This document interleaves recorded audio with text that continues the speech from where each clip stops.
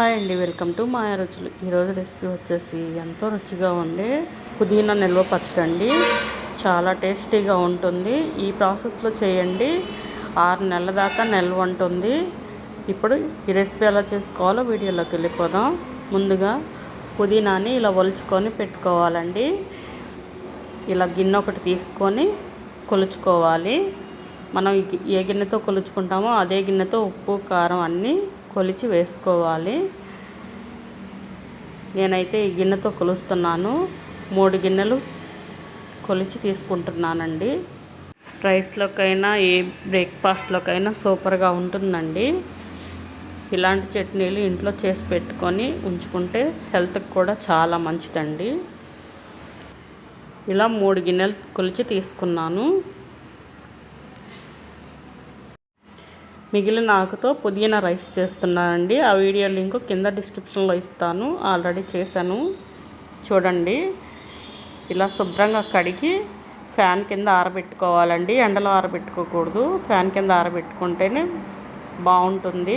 ఎండలో ఆరబెట్టుకుంటే ఆకు బాగా వడిలిపోతుందండి. ఇలా ఆరిన తర్వాత పక్కన పెట్టేసుకోవాలి. ముందుగా చింతపండును నానబెట్టుకుందాం. ఒక నిమ్మకాయ సైజు అంత చింతపండును తీసుకొని ఇలా విడదీసుకొని దీనిలోకి హాట్ వాటర్ పోసుకోవాలండి. బాగా మరిగించిన వాటర్ పోసుకోండి. పచ్చడి ఎక్కువ కాలం నిల్వ ఉండాలంటే ఇలా హాట్ వాటర్ పోసుకోవాలి.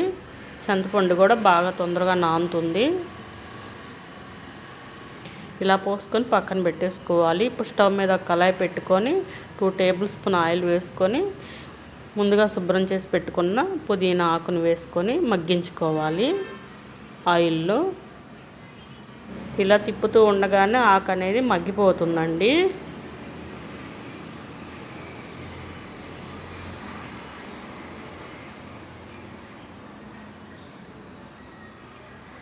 ఇలా మగ్గితే సరిపోతుంది. తీసి పక్కన పెట్టేసుకోవాలి. వేరొక ప్యాన్ పెట్టుకొని స్టవ్ మీద దీనిలోకి 1 టీ స్పూన్ మెంతులు వేసుకోవాలి. మెంతులు కొంచెం వేగాక దీనిలోకి 2 టీ స్పూన్లు ఆవాలు వేసుకోవాలి. ఆవాలు వేసుకున్నాక కొద్దిగా వేగాక తీసేసుకోవడమేనండి. ఇలా వేగితే సరిపోతుంది. తీసి చల్లారిన తర్వాత గ్రైండ్ చేసుకుందాం. ఇప్పుడు చింతపండుని ఇలా రసం తీసుకోవాలి. వాటర్ పోయే అవసరం లేదండి. 1 కప్పు దాకా వాటర్ పోసాను, అదే సరిపోతుంది. అలా రసం తీసుకొని పక్కన పెట్టేసుకోవాలి, పిప్పి తీసేసుకొని. ఇప్పుడు స్టవ్ మీద కళాయి పెట్టుకొని 2 టేబుల్ స్పూన్ ఆయిల్ వేసుకొని ఆయిల్ హీట్ అయ్యాక మనం ముందుగా రెడీ చేసి పెట్టుకున్న చింతపండు రసాన్ని పోసుకోవాలి.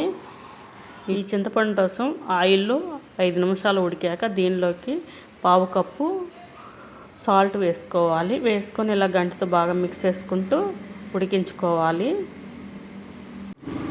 చింతపండు రసంలో ఉప్పు వేసాక కొంచెం మళ్ళీ లూజ్ అవుతుందండి. అది కొంచెం థిక్గా అయ్యిందాక ఇలా గంటతో తిప్పుకుంటూ ఉడికించుకోవాలి.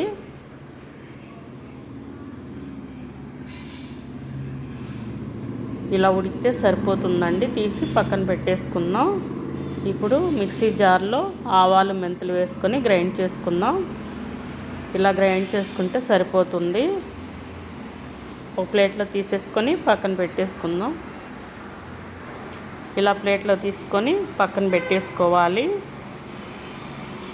ఇప్పుడు దీనిలోకి ముందుగా వేయించి పెట్టుకున్న పుదీనా ఆకును వేసుకొని గ్రైండ్ చేసుకోవాలి. ఇలా గ్రైండ్ చేసుకుంటే సరిపోతుంది. ఇలా కచ్చపచ్చగానే గ్రైండ్ చేసుకోవాలండి, మరీ మెత్తగా గ్రైండ్ చేసుకోకూడదు. ఇప్పుడు గ్రైండ్ చేసుకున్నంత మిక్సింగ్ బౌల్లో వేసేసుకోవాలి.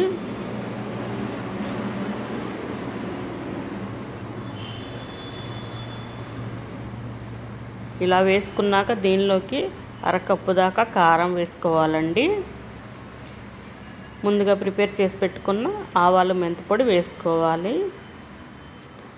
వేసుకొని పక్కన పెట్టేసుకోవాలి. ఇప్పుడు స్టవ్ మీద కళాయి పెట్టుకొని దానిలోకి 1/2 కప్పు ఆయిల్ వేసుకోవాలి. దీనిలోకి పోపు దినుసులు వేసుకోవాలి. పోపు దినుసులు వేగాక 10 వెల్లుల్లి రెబ్బలు ఇలా కచ్చపచ్చగా దంచుకొని వేసుకోవాలండి. 4-5 ఎండుమిర్చికి తుంచుకొని వేసుకోవాలి. వేసుకొని ఇలా గంటితో బాగా మిక్స్ చేసుకోవాలి.